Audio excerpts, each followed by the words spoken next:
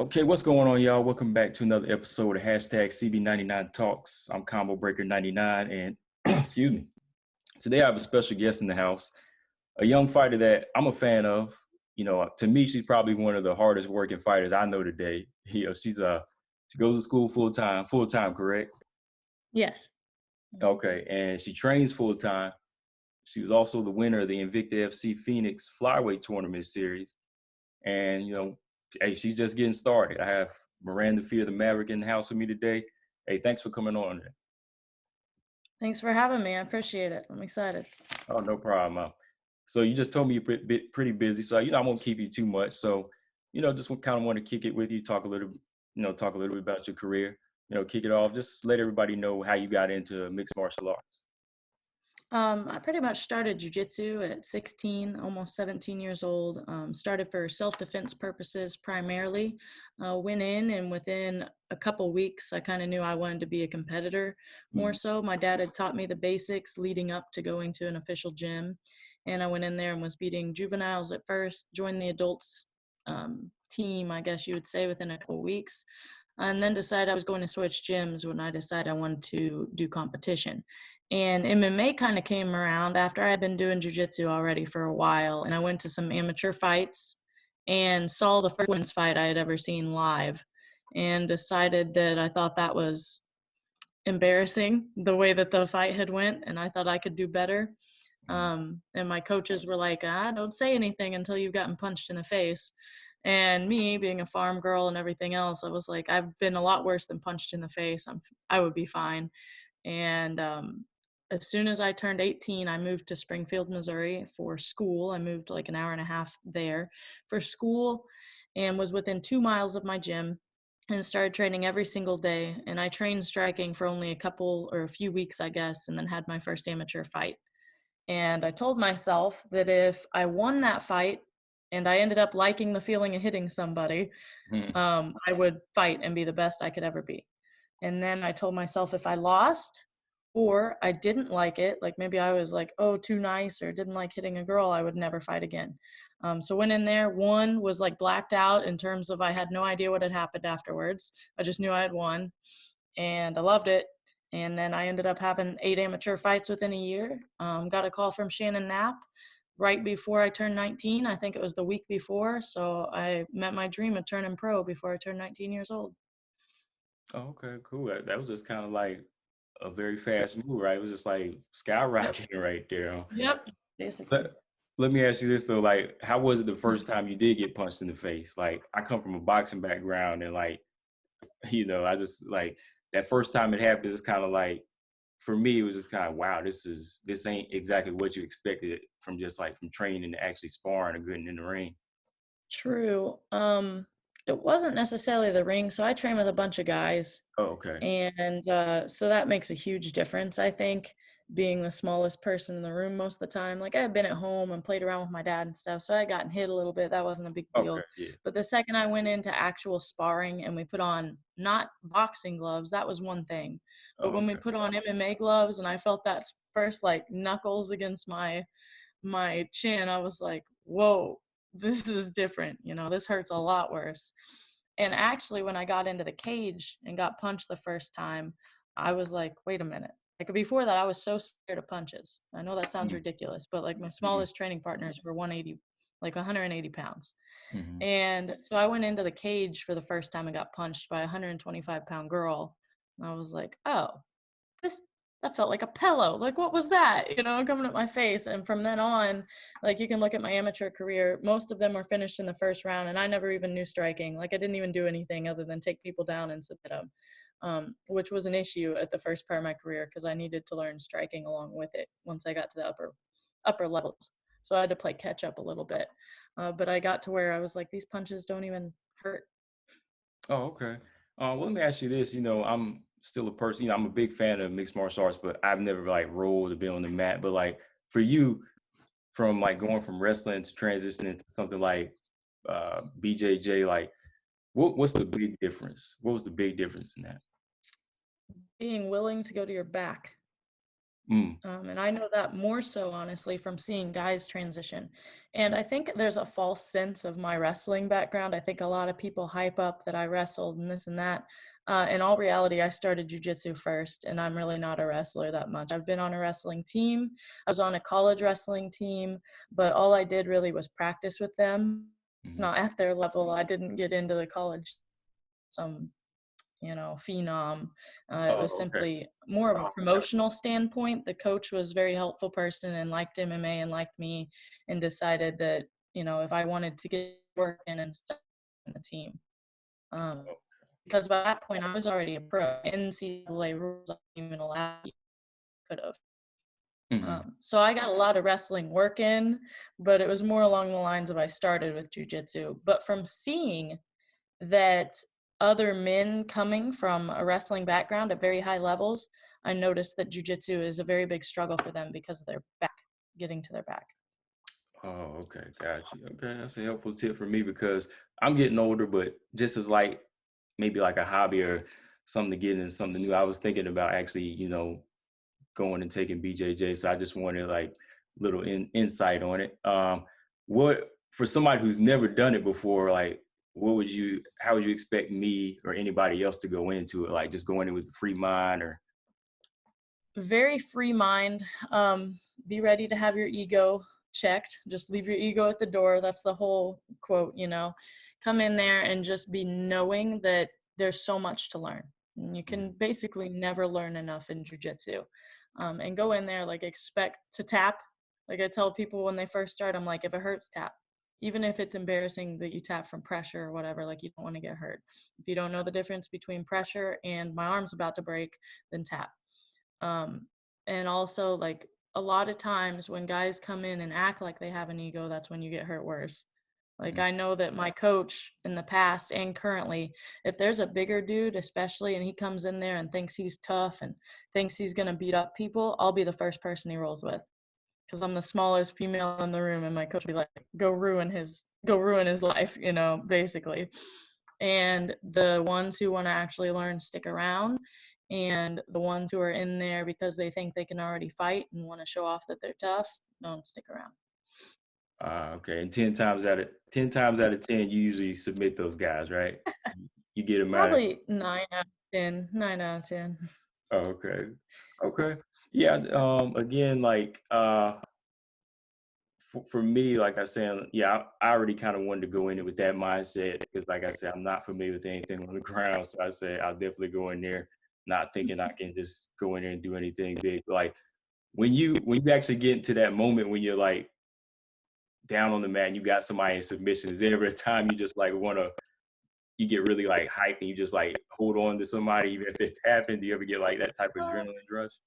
I definitely have not. And I think that's honestly due to the whole MMA background. And also, I train all the time in competitive settings. Yeah. So because I do that, going into competition at this point, like after the first even few fights, I don't even feel anxious anymore or worried or anything like that. The adrenaline gets a hold of me in MMA fights only, like jujitsu matches, and I get made fun of for it all the time. But I'll be napping about 10 seconds before they call my name onto the mats. And then No. they call my name and I'm like, oh, okay. I go up, slap hands, and do jujitsu. Because for me, it's such a big variance. Like, MMA is way over here at this extreme of you're getting punched in the face, your life's in danger, like anything could happen. They head kick you, you're done. And then jujitsu, it's like this slower, the gentle art. And mind you, it's still aggressive. It's still a very competitive sport, but it's just so different. I'm not getting punched in the face. I'm not having to worry about, oh, my orbital bone might break in a couple of seconds. Like, it's pretty controlled, and there's referees just right there the whole time. So for me, it's just so low intensity in comparison to my fights. I only get anxious a little bit in like big competitions for jiu-jitsu, like maybe pans or worlds. But even then, like, as soon as I get a submission, I'm really good about just holding and being like, you gonna tap? You gonna Mhm. tap? And I've broke 4 girls' arms, I think, easily. And like, I'll be there and I'll just be like, are you gonna tap? Are you gonna tap? But it's never like a violent, I'm just gonna break your arm. It's just slowly. And if they don't want to tap, I'm gonna do what I need to do. But in those instances, going in as a newer person too, if you were interested, when you start competitions, think about like risk versus reward. A lot of people are like, I'll die in there, you know, and I'm like, don't do that. Like, especially jujitsu competitions, when people get their arms broke and stuff, I'm like, you didn't get paid for that. In fact, you probably had to pay to get into that tournament. They're not covering insurance. They're not doing any of that. So you better have some good insurance and not care about your work the next day. Wow. Wow. Thanks for the information. Yeah, that's a lot of stuff that, I've never really thought about. But yeah, you think when I've seen these like little tournaments, when I look them up on YouTube, I notice like the atmosphere is different. It's almost like watching a chess match. Yeah, It's like there's nobody hype, there's no crowds going too wild. It just seems like everybody's just focused on watching who can tap first. right. There's really no like big adrenaline rush going on. So, and I see a lot of MMA fighters going over there during like their off times. They're actually getting in like rounds. It seems like they're getting a lot of training by going to these tournaments. Is Right. that's pretty true, right? Uh, I find that pretty true. Once you get into the really high levels, like UFC, it becomes a little bit more dangerous for them to go do jujitsu on the side. However, like especially at mine, we do it all the time, and I know a lot of UFC fighters who do that. I will say the adrenaline part that you mentioned, the slow chest aim, at the higher levels, it does get more adrenaline. It does get more exciting just because that's what they do. I mean, they're making money, some of them at the higher levels. So like Gordon Ryan, for instance, Nikki Rod, like all of them, they get really hyped up and go in there and kick butt. But they're also making hundreds of thousands of dollars, while they're at it. And that's something to get hyped up about. But yeah, I know a lot of fighters that go on the edge and do it. I think it's actually a very healthy thing to do. I try to get as many competitions under my belt as I can during off time. Obviously, not right now because of COVID, but usually just because I don't want to go into the cage with any kind of nervousness. And if I've already had this competitive mindset the whole 2 months or whatever I'm out of the fight game, then there's no worries whatsoever. And I know it also gives me confidence. Like when I go through and win a bunch of competitions, I'm like, oh, I just beat a tournament with a bunch of black and brown belts and I'm only a purple belt. I'm going to do fine. Oh, okay, cool. Okay. Speaking of COVID, since you brought that up, like for you right now, how's your training been going? Like just regular training? Have you been Um, doing a lot of training? I've been doing a lot of training compared to what a lot of other people are getting to do, I would say. Hmm. Um, but it is less intense and less time. Like usually on a typical day, I would train at least 4 or 5 hours a day with cardio and everything. And right now, it's probably on average a couple hours a day. And then I'm teaching on the side. I'm doing privates when I can, but we're just doing them like at home garages. We're opening the gym a little bit just for a private here and there. Um, but most of my training is like pad work or just rolling with a couple guys that I know from the gym. But I'm still getting work. And then on weekends, I've been going down and helping a couple other fighters down in North Carolina. Actually, shout out Hannah Cyphers is getting ready to fight Mackenzie Dern on May 30th. And I've been working with Hannah religiously the past month or two, trying to make sure she's ready for this fight. So I'm excited for that. But that's been giving me really good work about 3 days a week. I go down there and train for several hours a day. Okay. I'm actually in North Carolina, and Okay. I think yeah, one time I think you come out to like I think you came like to Durham and did one of the I BJJ did Toro tournaments. Cup a couple times. Okay, yeah, yeah, because I remember actually seeing a poster of that. They had all the people up there. I saw you up there. I was like, oh, I would have liked to came out and seen y'all. I think Hannah Yeah. Cybers was out there once, but I was working, so. Okay. but Gotcha. but Yeah, I did those. Durham's really nice. They have some good gyms out there, kind of in the middle of nowhere, I guess you'd say it for my perspective, and they have some really good gyms out there. oh yeah, yeah, they do boxing gyms as well. They were holding a lot of local boxing events out here too. But yeah, so UFC's kind of been kicking off. We had a card last week. We actually got one tonight. Are you watching the one tonight? I am probably watching the one tonight. I'm trying to set up plans. Okay. So we got one on Saturday, got one on the 23rd. What are your thoughts on the UFC, starting back up and having this I new think card? my perspective is kind of pretty conservative on that stuff. I think that we should have been starting it up from the very beginning of this. I don't think it ever should have been shut down. Hmm. Um, Within safety precautions, I don't see any reason why there can't be fights or stores open or anything else for that matter. Hmm. Um, And it's really hurt a lot of people's careers. Like I know for me personally, I've had many opportunities now just ripped out of my hands throughout this Corona thing. I would have been a lot further along at this point. So it's pretty like saddening, frustrating, gets kind of to where it's very unmotivating. Like there's some days I'm just like, why am I even training? Like, what's the point? Probably won't have a fight for 6 months. Why am I even doing this? And then I'll get a call and it'll give me some hope, and then it'll get turned down again, you know. So this has all been really frustrating, but I'm glad that the UFC is kind of making the headlines doing this, and hopefully it'll encourage others to open up. I know a lot of others, they're at least setting dates for their first events, amateur shows, pro shows, all of it. Invicta specifically is at a standstill as far as I know, and for me especially because the next girl I'm supposed to fight is all the way down in Brazil. And Oh, really? last I knew, they aren't going to fly her anytime soon up here, so. Mm. Oh, okay. And just a little side question with having this downtime, like how does that affect fighters mentally, do you think? Like some of these fighters who had a card going, then all of a sudden it gets pushed back and then they're not sure, there's a question mark on it, then it's on again. Like, how do you think it messes with them as far as like getting ready for a fight mentally? Well, I think there's a few of us that are in that situation, and I think for that it's very difficult. Like it's hard to even explain until you've been in there doing it. Like we work every day, all day, mentally, and most of the day training to prepare for these 15-minute moments max that you see on TV, right?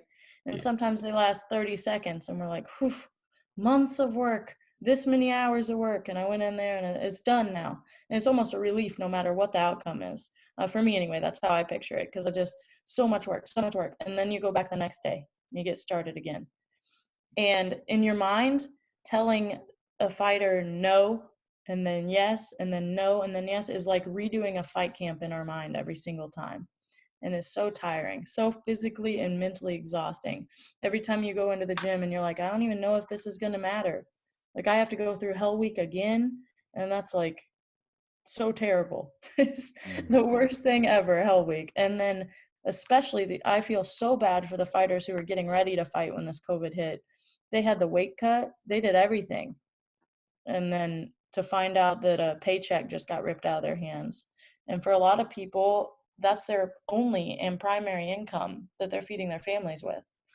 Yeah. Yeah. So I mean, it sucks. And then there's the other aspect of fighters where some of them have injuries, some of them needed a break, some of them were fighting so often their body was just breaking up and they were getting like exhausted from it mentally too. And I Hmm. think it helped them. Maybe it gave them a time to reset, time to be like, all right, we're fighters. Like I understand the thing of I don't need a break. I'm fine. It's just pain. Push through it. Like I'm hurt, but it'll heal eventually. When it doesn't heal eventually, it just keeps getting worse and worse. And maybe this COVID has given people that have that situation time to recover. Mm. Okay. And so that kind of answers my question. I was going to ask you, would you fight in this time? If Invicta had a couple of dates for you, would you head and I'd sign? fight any of them. I've taken 3 fights since this COVID has started, and they just Hmm. haven't panned out, unfortunately. I'm still waiting to hear back about contender possibly, but so far we haven't found any opponents that are working out. Okay. So, yeah, let's jump back to the Invicta Phoenix tournament. Again, I never got a chance to actually congratulate you, but congratulations on Thank that. you. Yeah, I'm a big fan of Invicta. I've been watching it since it started back in 2012, and I like these tournaments just because I feel like it really gives an opponent or a real contender the chance to fight the best. I'm all about the best fighting the best, when I'm watching something, and Mhm. I think it makes perfect matches. But my question to you is going into this tournament. I just had to ask you this because even when Tanisha Tennant, she won the bantamweight one recently, it's like I can kind of pick the winner before it even starts. Like during that first fight, it's like Mhm. I can kind of tell like the fighter how they're going in there mentally, how they're actually trying to fight smart. Like, what Right. was your game plan in there? Was that all you just like going in there, making sure that you fought the right fights and fought at a good pace? Or Mm. did the team have like a big input on that?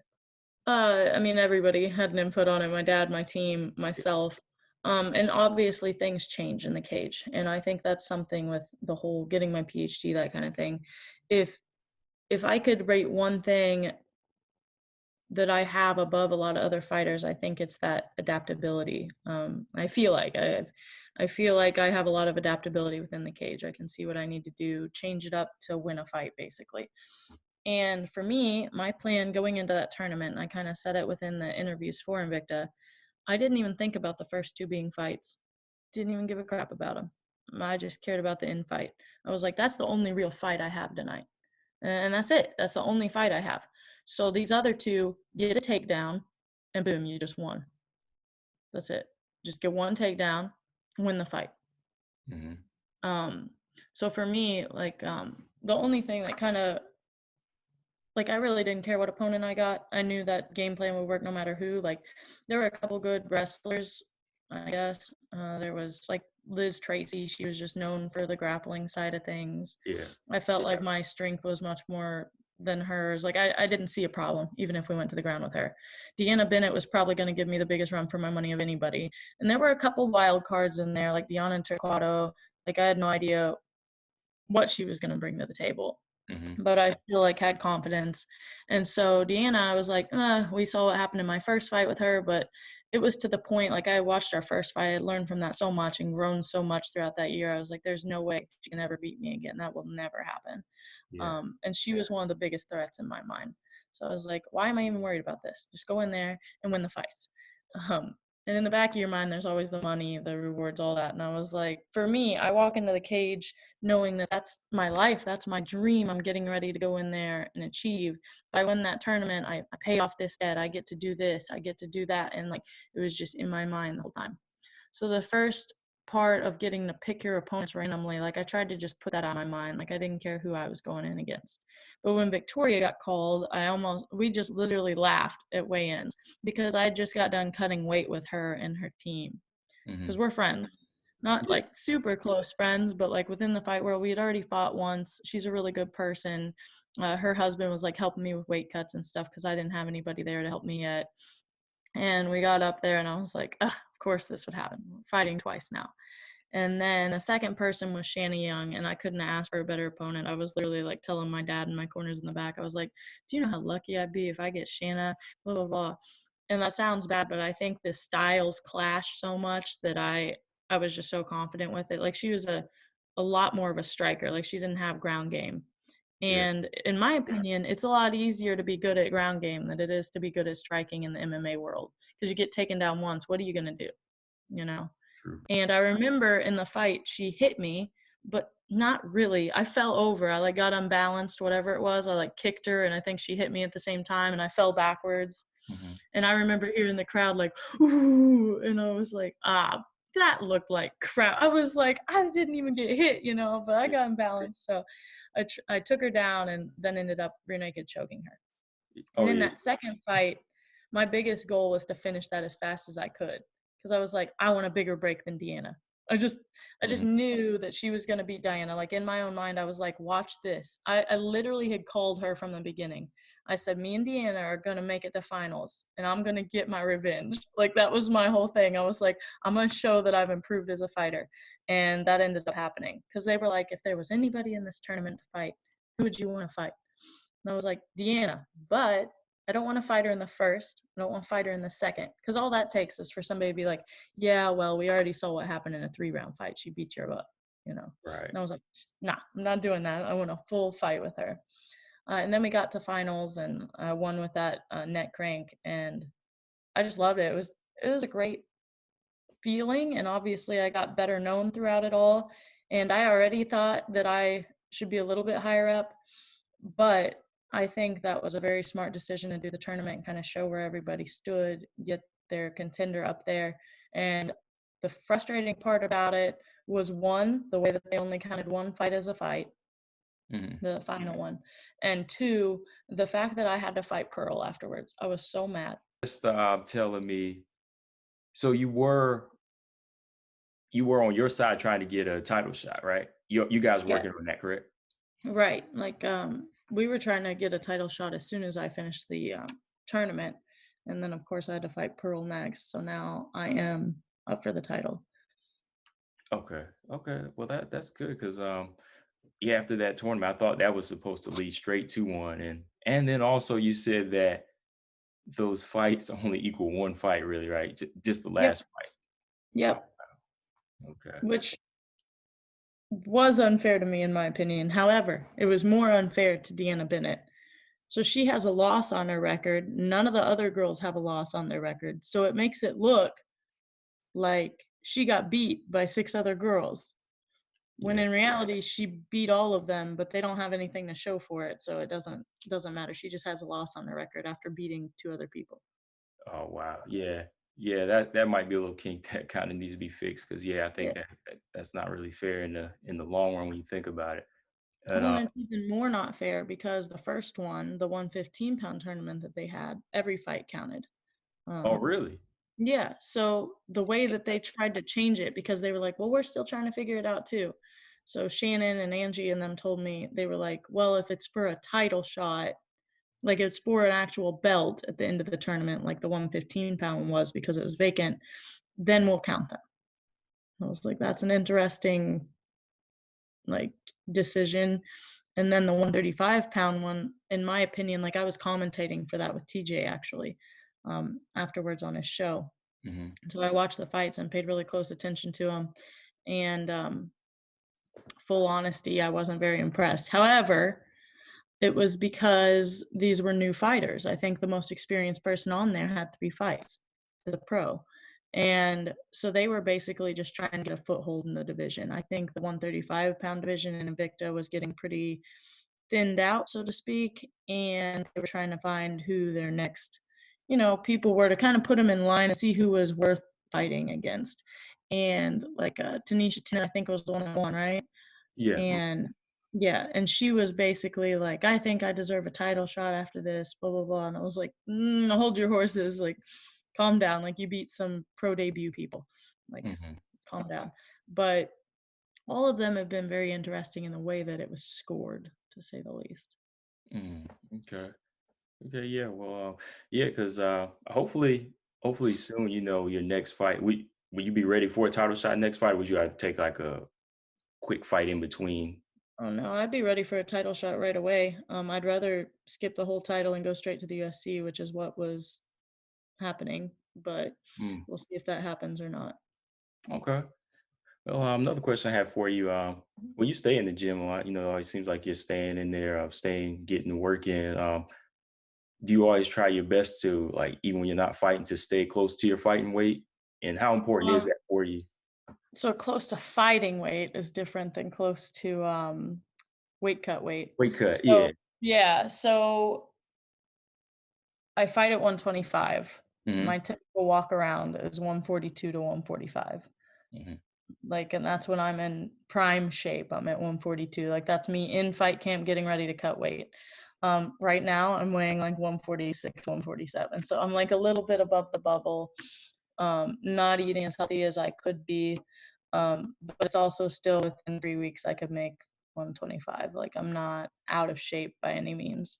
I think a lot of fighters make a really bad decision when they decide to, like, blow up an extra, even 10 pounds can be hard, but an extra, like, I've seen people 20, 25 pounds over and they're like, "Well, I don't have anything coming up." And I'm like, "Yeah, I guess you won't have anything coming up. Like, let's hope nobody calls for a short notice." Like, I'm kind of disappointed in myself over quarantine. Like, I wanted to be ready to, like, bump in at a 2-week notice. And for that, I need to be at 142-ish. So I'm, like, starting a new meal prep plan and stuff like that this week. But I'm never close to actual fight weight, if that was the central part of the question. Like, by the time I step into the cage, I'm already back to at least like 138, 140. Oh, okay. Well, that was a better way of putting it, as Yeah. far as like uh how you put it, staying around like. Yeah. So I like definitely cut weight. Like, I cut weight pretty hard for a girl.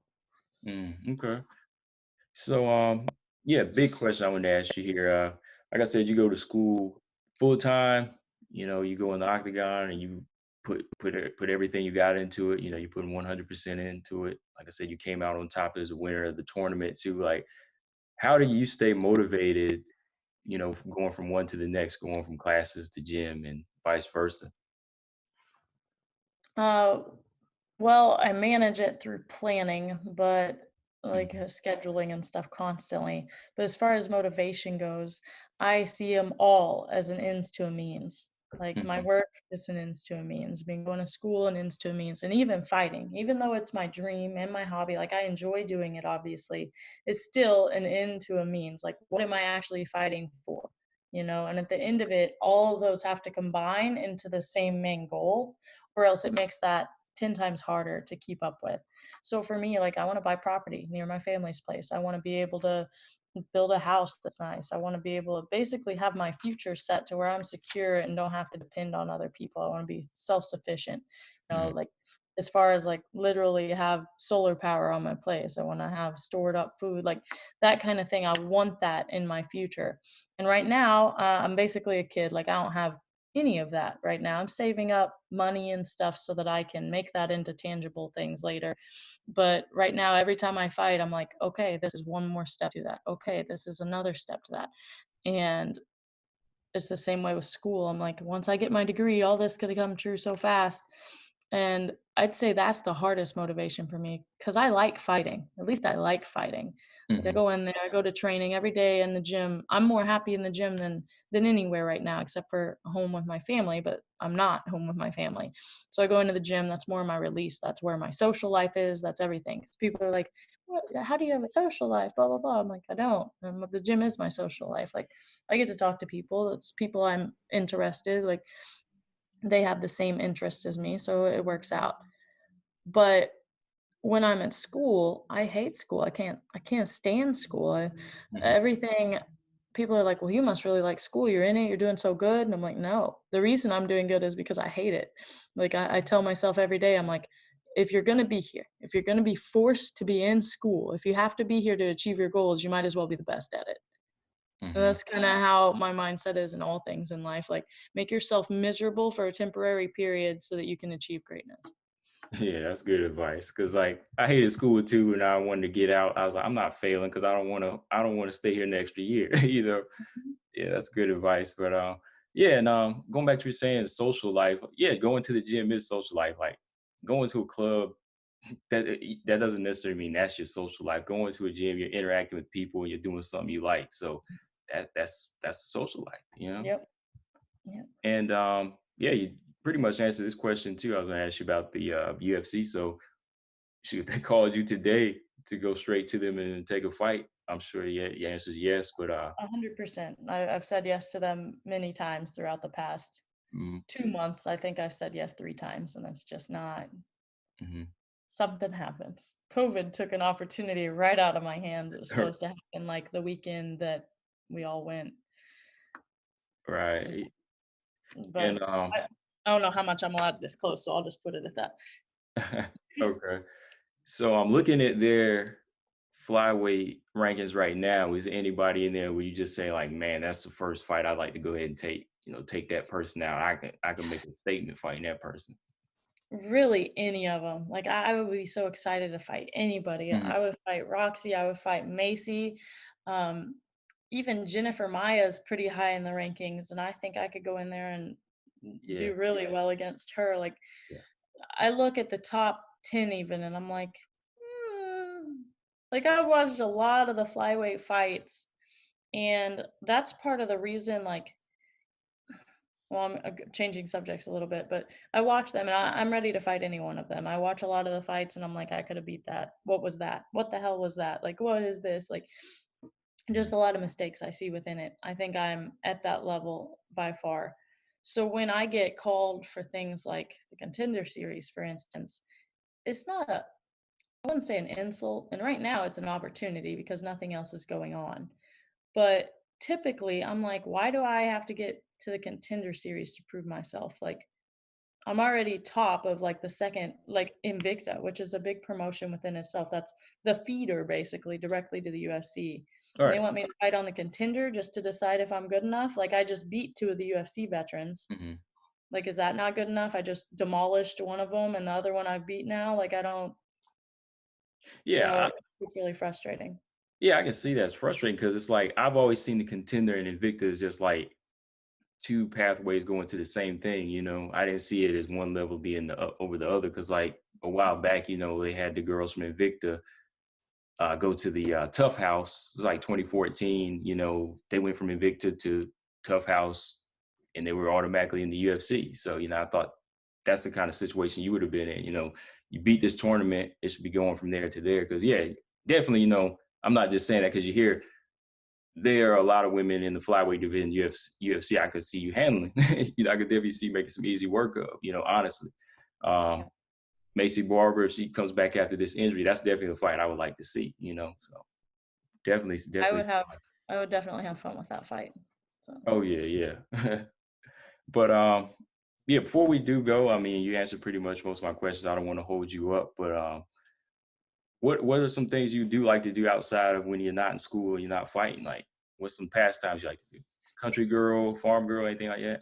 Yeah, basically. So I like to go home as much as I can. And obviously with school right now, like that's pretty rough. But I do go back home. We have a farm, a ranch, however you want to put it. And we have beef cattle. And I go and just help with the chores, spend time with my siblings. We go for hikes a lot. We'll go out and have like a weenie roast and just camp out basically. I love doing that. I love like writing on the side. You can like go on my Instagram and I have like the little poetry that's beneath my pictures. Like I usually write that stuff. I don't steal it from anybody. So that's always just been a random pastime that I have. I also draw. I do pencil sketches and stuff. If you ever see those on there, I've had my own art business since I was like 11, which has obviously gone to the wayside right now since I'm Mhm. fighting and doing school. But I guess those are pretty much it. I do art a little bit and then farm at home and stuff. Every time I go home, I get made fun of now. I'm the smallest sibling by far. My brother and sister both wrestle. They'll be coming up soon. Hopefully, my sister thinks she wants to fight, but we'll see. Okay. Um, Smallest and but the strongest, right? my sister is stronger than me. My Oh, brother really? it can beat my butt. Mm. So we're all kind of farm raised. Like it's crazy. I went home and my sister was like, arm wrestle with me, arm wrestle with me. And I was like, okay, and I arm wrestle it. She beat me up. I was like, what is this? She's 16 years old. So Hmm. uh, it's pretty impressive. But I just go home, I play with them. It's a different world. Like we don't live on like a little farm where you go out and you feed the dog and the cat. Like we go out and take buckets and buckets of feed that you have to carry around. It's like actual farmer carries, all the time, Hmm. 24/7.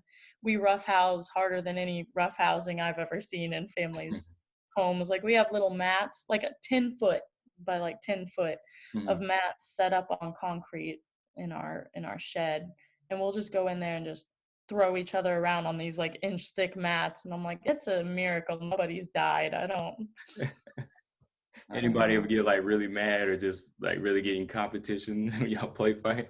I mean, we just play fight. I don't know if we've ever like we'll get my dad's like a big guy and he can kick all of our butts at once pretty much still.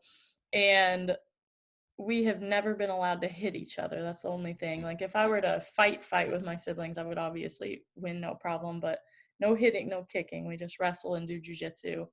And it gets pretty intense sometimes. There's definitely last time I went home, I won't even wrestle with my brother anymore hardly Mm. because he doesn't know his own strength or size yet and he'll hurt me. And you So might wind up pulling out of a fight day. exactly. I'll be like, I make money, you can't do this. I'm like, Exactly. Yeah. don't hurt me. That's funny. But yeah, hey, thanks for coming on today. But before we do go, is there anything else you want to tell your fans, let them know how you're doing and what's going to be coming up for you? You just want to let Yeah, so just be looking on me, especially or looking for me on all the social media outlets. I'll keep you guys updated on fights. Changes every week, so I've just been really careful about posting anything until something's confirmed. Hopefully, you guys are all staying safe and doing good during this COVID-19. Can get back at it soon. I'm hoping work starts up and stuff, so I'm not unemployed anymore. yeah. Um, and can get some money fighting. In addition, though, keep an eye out on my social media stuff. Go support your local businesses if you can. I've been trying to have a lot of my local sponsors and smaller businesses, giving them as much support as I can. So make sure you guys are doing the same, and try not to buy from big corporations or go into the big grocery stores and stuff if the smaller ones are open. That's just a little advice. They're the ones hurting, not the big ones right now. Okay. And speaking of your social media, want to give that out, where to follow you at? Yeah, Instagram is at Fear the Maverick _HOMT. You can basically just look up my name on anything. It's Miranda Maverick. I think I'm the only one of them out there. Who knows? Facebook is Miranda, in quotations, Fear the, and the Maverick. And then Twitter is at Fear the Maverick. So just look me up. I'm always trying to keep it pretty active on there. If you ever want to start a conversation, just message me. As long as it's not inappropriate or dirty, I typically respond. So Yeah, keep it clean, y'all. Yeah, keep it yeah, clean. please keep it clean. You're gonna piss me off, and then I won't respond ever. So, and also I just to mention, side note, if you are watching, if you're a coach at a gym, a trainer, an owner of a gym, or you're a pro fighter, I'm doing my thesis going over participants that ascertained that. So if you would send me your emails over any messages or contact me, you can be a participant in that survey so that I can do research over the hardships that gyms are going through right now. Okay. Yeah, and I'll send that on my Instagram and let people know for you Thanks. too as well. Thanks. Appreciate it. But yeah, thanks again for coming on. And anytime you want to, just drop by, give out some information, about a fight coming up, or hey, don't be a stranger. Okay. I appreciate it. Thank you. All right, bye. Take care. Bye. Hi, guys. I'm Miranda Maverick. You should take a listen to #CB99Talks.